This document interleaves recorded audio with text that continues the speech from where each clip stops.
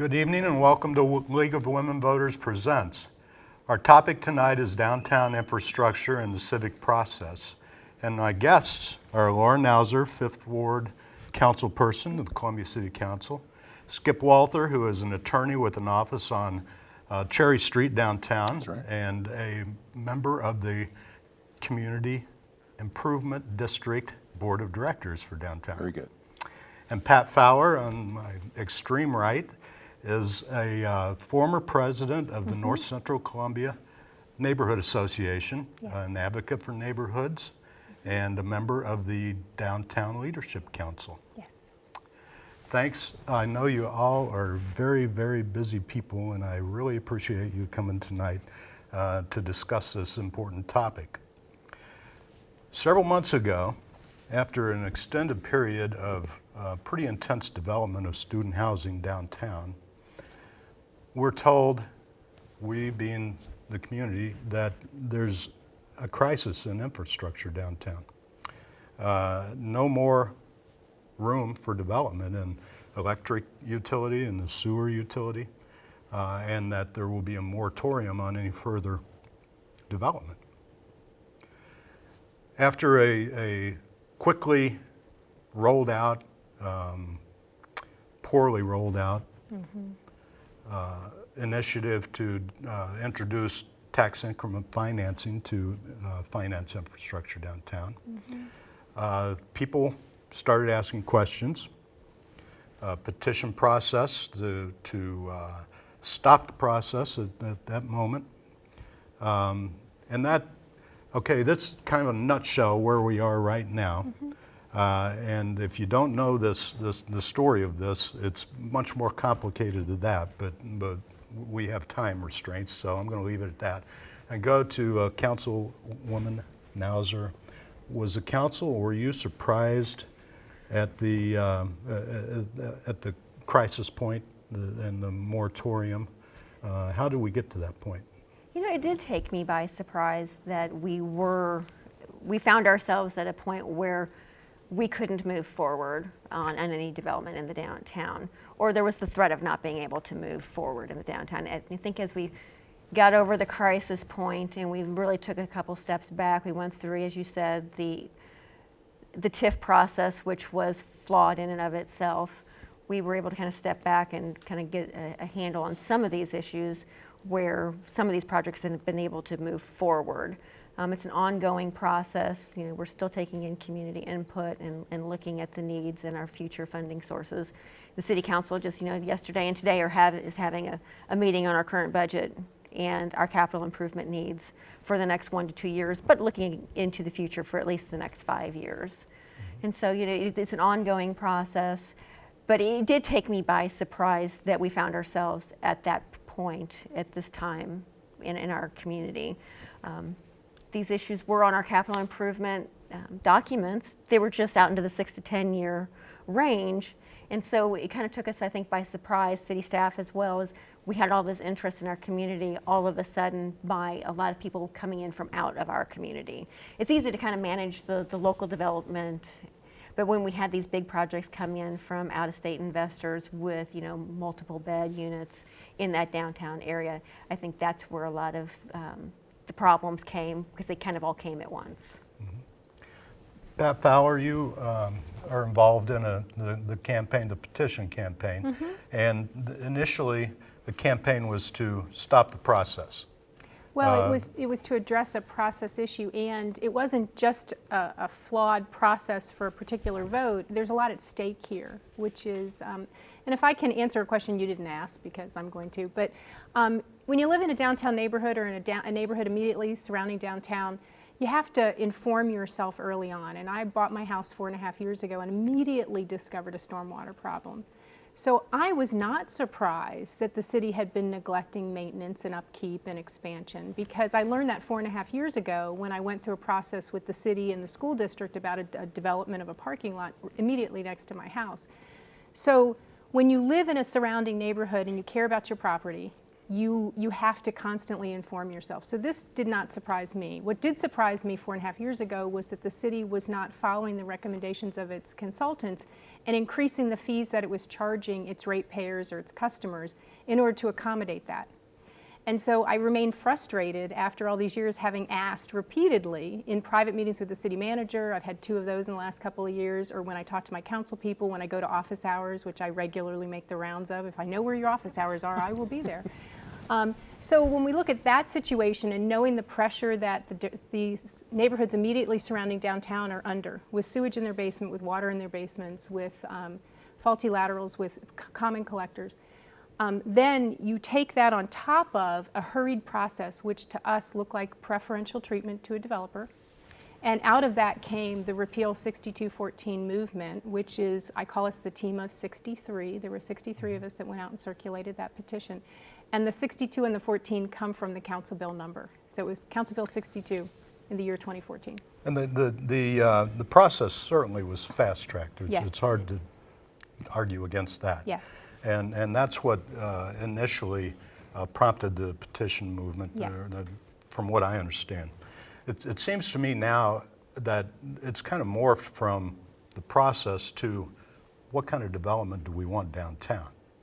Well, and we, the citizens, thought that question had already been answered. You know, we come at this from a funny place because when the city asks us, we answer the call to get involved and help with the plans. You know, they put together these coalitions and they bring in consultants in from out of town, and I, like dozens of other people, come together and join the effort, as we're asked to do. And so the result is a series of plans that have been fairly consistent over the last 20 years about how we want downtown and the area immediately surrounding downtown to develop. So we think we already did that. And now as investors in a rate-paying system where we not only pay for our own usage, which I'm happy to do, I'm also happy to pay more for a functioning infrastructure system. Mostly what I care about is stormwater and sanitary sewer right now. That's an important thing for me to invest in because I want it to function for everyone in my community.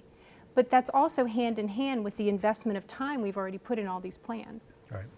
Well, we've been talking and Laura, you've been on the council for several years, been talking for more than a decade about infill development, and smart growth kind of policies that prevent the spread on the outskirts of town. And Skip, I'm coming to you now. There are people have different concepts, different opinions on what kind of development is appropriate for downtown or any part of town. How do you reconcile those differences? And what is your you had an op-ed a couple of weeks ago about growth downtown, development downtown, the student apartments specifically, and said we shouldn't be, I'm using my words, looking a gift horse in the mouth. How do you reconcile all these? Well, I think what you've got today, a bunch of people wanting to build student housing or housing in downtown Columbia, and the logic is crystal clear.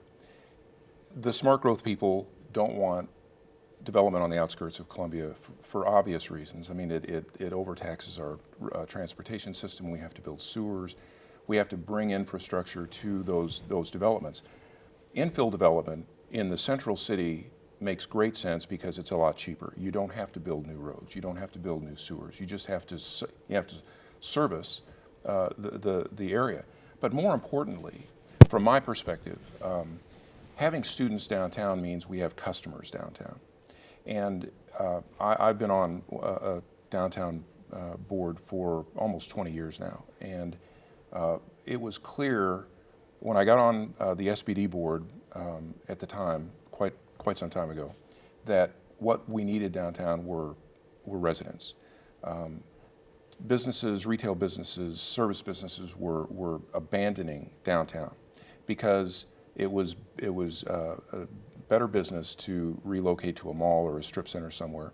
And attracting businesses downtown was very difficult, and clearly the solution was downtown residents. Now, 20 years ago, we only had a couple hundred at most residents living downtown. Now we have a few thousand, and you can tell in the sales tax numbers, you can tell in the property values, everything's going up in downtown. There's more vibrancy, there's more retail businesses, more service businesses. It's just, downtown is as good as it's been in my lifetime, and I've lived in Columbia almost my entire life. So for me, having student housing developments in downtown, and in particular the Opus development, which is not in the center of downtown, but not too far off, makes perfect sense because all of the retail businesses surrounding there are going to benefit from it. And when they benefit from it, the entire town does. We only have one downtown. We've got bunches of neighborhoods, but we have one downtown, and it's a business district. And and for the shop owners and the property owners to be successful and to allow their business to stay open, they need customers. And these students are great customers. There are, and we talked earlier, Pat, there are quality of life issues that accompany those students who like to have a good time and maybe attract other, the nightlife, which is, great. Nightlife's great if you're a student. Maybe not so good if you're a person who's beyond student age and is trying to navigate downtown. How do you, and of course, yeah, we've always wanted residents downtown, but I think I've been in this town for 40 years. I envisioned more, professionals, and it seems to be going more students now. Is that natural? Is it, will the older residents follow? Well, or will it scare them away? It's hard to say, but the nightlife issue, that's manageable. If it's a problem, it's going to be, it's going to occur wherever these kids are.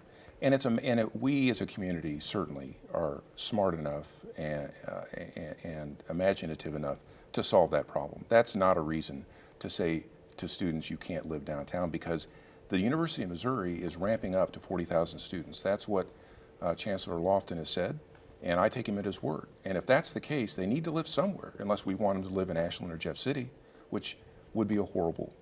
If we turn our backs on that economic engine, we're making, I think, a great mistake. So quality of life, I don't have a problem with students living downtown. Is it going to mean professionals won't relocate? Well, that's hard to say. But the problem of bringing professionals into a downtown is a national problem. It's not a problem that Columbia alone is experiencing. This is happening all over the country. Cities all over the country are scratching their heads trying to figure out how do they bring residents into downtown. And here in Columbia, we've answered that question. And yet there are those who say we don't want them. And I'm perplexed by that.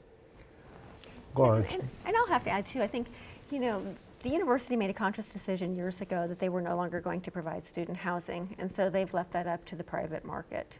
And it seems only reasonable that since the downtown borders the university and it's such easy access for students, that downtown would be the prime area that many of these places would want to come and build their student housing. And it's much better, I think, to have them in the downtown rather than have them on the periphery, on the grindstones or off the highway, or even further out to the periphery. We've got some off of Old Plank Road where they have to have buses that take the students back and forth to the university. Where they're close, they can walk. They're here for the services. They can get to the university. It's a great, again, economic engine for the retailers and all the businesses in the downtown. And I think, I lived in California for many years, so, traffic is I look at it through a different lens. And I see traffic in our downtown, and I'm thinking, what a vibrant community we live in. And there are so many cities around the state and country who would just love to be able to have a street full of cars and people and pedestrians walking. We wouldn't have, some of our new retail markets in the downtown, the Lucky's grocery store. That needed a residential population to support that model of a business that close to the downtown. So, I think we're going through some growing pains right now, and as a community, we have had the plans and talked about, having the residential in the downtown area. I think we're just getting some different residential units than maybe we had thought about at that time when we had some of those plans and community input. But I see room for both. Just at the last council meeting, we passed a apartment complex that is going to cater to more of the professional and younger professional or older retired. Broadway. Exactly. So there are more of those developments coming into our downtown as well. Pat, you're the only one among us who actually lives Yeah. in the center of the city. Well, and I live just north of the downtown area. If I could afford to live downtown and there was an ownership price point that I could afford, I would live squarely in the center of downtown. I love cities. I ride my bike everywhere. In the winter, sadly, I drive a car now. But I don't actually experience much difficulty with the traffic because I ride my bike back and forth to work or I walk. But I want to talk about scale because I think that's important. And when we talked about the diversity of residents living downtown and diversity of ownership types, right now what we have is a rental-only market for high-end, highly amenitized properties. And the scale in which they're built, probably in order to be cost-effective at that highly amenitized level, is something that's negatively impacting the rest of us. You know, those in my north central neighborhood, we love the fact that we're mixed use. We want more neighbors. We want more density. We'd love to have accessory dwelling units. All of the things that are in the scale that don't displace us from our current uses. The threat to our sewer system and perhaps to our electric grid, although I don't worry much about electric, I always seem to worry about sewers and stormwater, really would displace us from our current uses. If I can't trust that I have a functioning system under my aging house, and my house is close to 100 years old now, then I would be displaced from my neighborhood. I would not be encouraged to purchase and to invest in my neighborhood. So when you talk about the scale of it, and the Opus development is a big development, it's going to put a lot of strain on 3 or 4 major systems. They're trying to ameliorate that now, but we're still going to have a strain on that. So perhaps you have to have that scale at that price point. But you look at a development like the 10th and Broadway, which again is a rental property. I had some nice conversations with them about when somebody going to build for ownership downtown. But when we look at that and you try and look at a mix of uses and a mix of people that want to live downtown and a mix of ages and, you know, people that have empty nest syndrome and people with kids and people that want to be able to get their kids to school over at Thomas Benton or at Lee Elementary School, we're not headed in that direction. What we're headed in a direction is a population that fuels our sales tax, and like it or not, we're funded largely by sales tax in the city, so we do have to encourage the growth of that. I wish we had a different funding model, but we don't. So we're once again focused on how can we build our sales tax revenue in a very confined area, and we're really leaving the rest of the population out. But see, you see the scale issue. We're talking about a downtown. And if you think about downtowns across the country, they're usually in the center of a city. The landmass is restricted and confined and limited. And so the only way you can make more use of the real estate in downtown is to build up. And so scale is necessarily a component of a downtown. Now the infrastructure issue has to be solved. And we cannot allow our neighborhoods surrounding downtown to suffer or to incur expense. And gratefully, I think the city, we've got some outstanding city staffers. John Glasscock with Public Works has indicated to us that, and I think to your group as well, that we can build a new sewer pipe that services your area and the downtown and not charge anybody any extra money. They've got enough money in reserve right now to increase the capacity for the sewer, which solves the north central problem or helps solve the north central problem and solves the problem that some people perceive to exist with these housing developments. And so these problems exist. They need to be solved, and I think, thankfully, they can be solved. Laura, what's your take on that question? I mean, can the city solve this infrastructure problem in a timely way? Absolutely. The mayor has given a directive to city staff to solve this problem and get it solved by the end of the year. They are working diligently on it.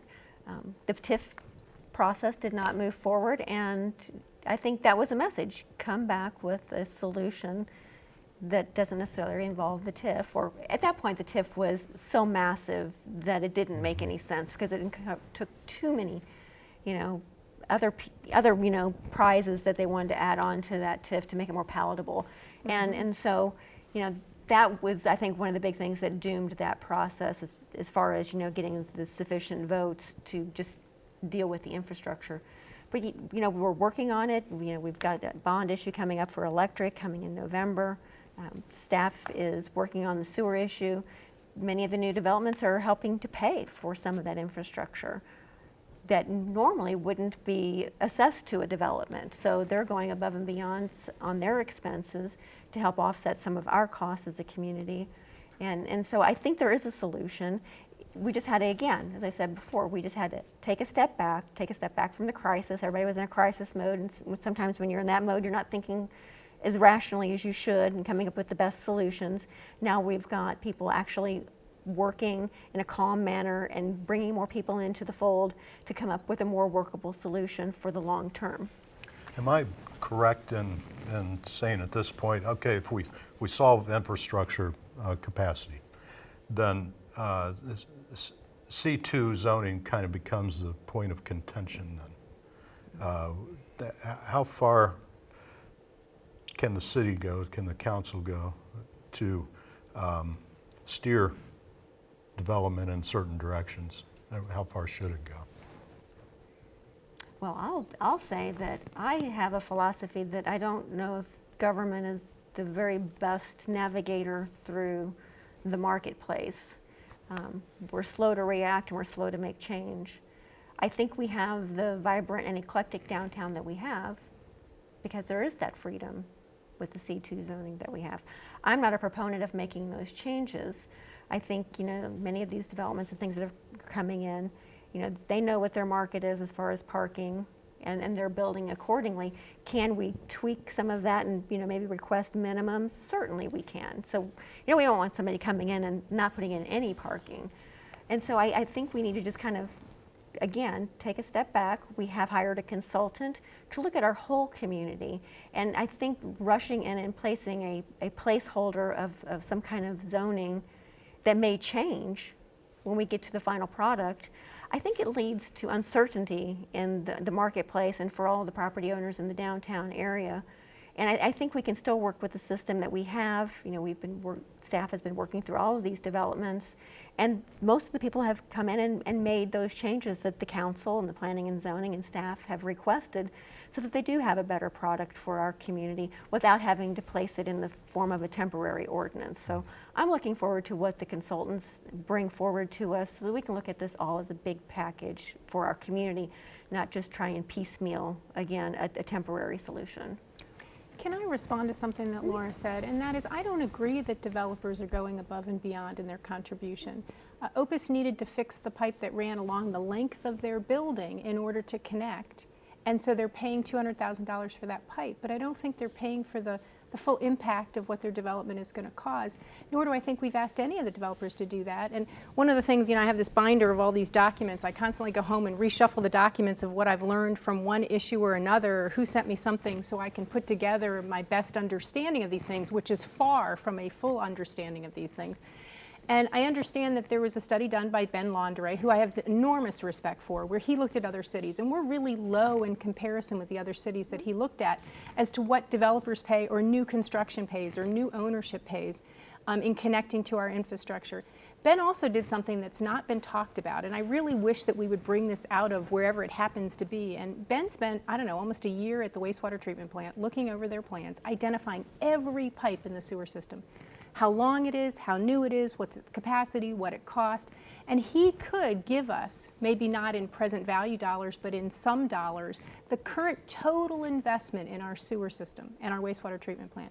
And from there, we could then say, okay, if you're coming in and you're going to put a 1% load on that, then you're buying into the equity of our city, and all the contributions that all of us made should be 1% upfront to buy in. If we have, and that calculation is in some way, shape, or form from not quite done yet to done. I don't know exactly where Ben is with that. But in addition to doing that survey of other cities, he did that calculation. He either has one heck of a spreadsheet somewhere or some other graphic depiction of all these things. I know it's a very important part of this conversation of how we allocate costs going forward.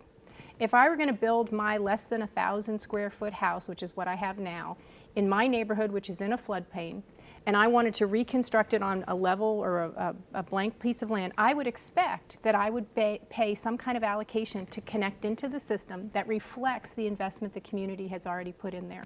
Now, my house has been there for 94 years. I probably haven't paid my fair share because we've been vastly undercharged for the services. If we had been charged appropriately, we'd have a functioning system through the entire city, so we don't. So I don't have an expectation that I would be treated differently from that. So why are we giving developers who come in and who see the potential, the profit potential of Columbia in comparison with other towns that they've assessed, why are we giving them that without requiring that payment? See, I'm not sure I would necessarily agree with that logic. Never in the history of Columbia have we done what Ben Laundrie is suggesting. Never, not once. What we have done as a community is said that the infrastructure is a municipal function. That's what the government, the city of Columbia, owes its citizens and its residents. And so the government provides that. You have to pay to hook up to those facilities, and you have to pay to use those facilities. And we've done that forever. To single out and to use the word developer, I have a problem with that as well.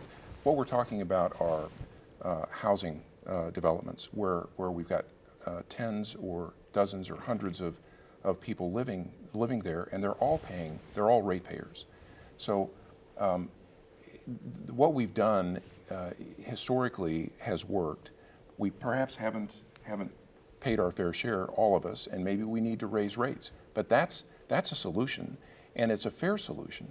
But in talking about how much should developers pay, what you have to address, and I've never heard anybody address it who's advanced this argument, is can they afford to make that payment? Some people believe that the proponents of that argument they want to stop development. The question is, for me, how can a developer effectively and economically make it financially feasible to embark in a project? I mean, if It seems to me that we're talking in terms of all or nothing, and there may be some incremental changes that could be made. Well, and I'll jump in here. We've done cost of service studies where we just had several years ago for the sewer, and that is how we came up with the connection fees for our sewers. We don't have connection fees for our electric, and we have stormwater as well. So those should always be reevaluated. And so going back to the point a few moments ago, we have those established connection fees and established, other infrastructure that the city requires. But with some of these developments, we've asked for more. And the infrastructure problem was a problem before they got here. And so in the grand total scheme of the infrastructure needs, their impact is minimal, but we're asking them to pay a maximum amount to fix problems. I'm sorry, Yeah. I'm going to have to interrupt here because we are are out of but- time. I wish we had an hour to do this, unfortunately. Thank you very much, panelists. It's very fascinating. Thanks, viewers, for tuning in. And until next time, good night.